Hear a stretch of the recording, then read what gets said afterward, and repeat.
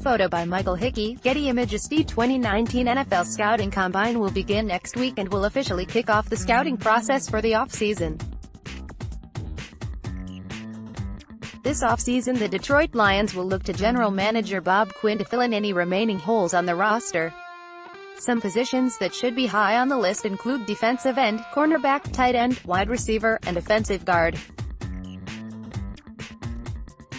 There are many players who could help them at all of those positions that will be present at the Combine. Quinn has shown he likes his draft picks to display solid athleticism, with most of his picks meeting those standards. The Combine gives the draft hopefuls a chance to display how athletic they are and how much of an impact they might be able to have for the team once they're drafted. Some of the more highly anticipated athletic drills include the 40-yard dash, the broad jump, the vertical jump, and other various positional drills. The positional drills will also give players the opportunity to answer any questions coaches and general managers may have about that player's abilities. This event is not the end-all, be-all for these players, but often should they perform much worse or much better than expected, their stock can either drop drastically or rise drastically.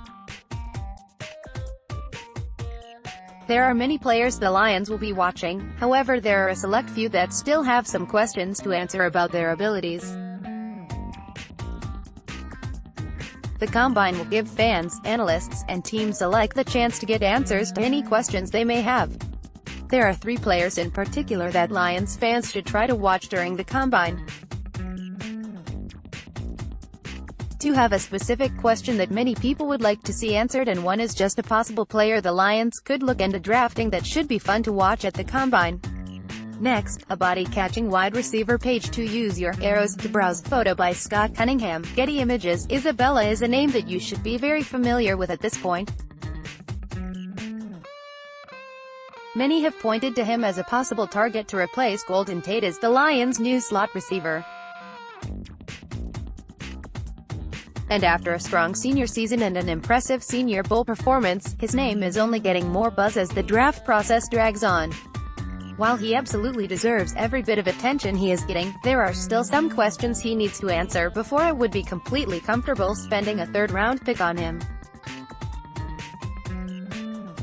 While it's not really a question as to whether or not he can get separation downfield, I'm still interested to see his 40 time in the 40-yard dash.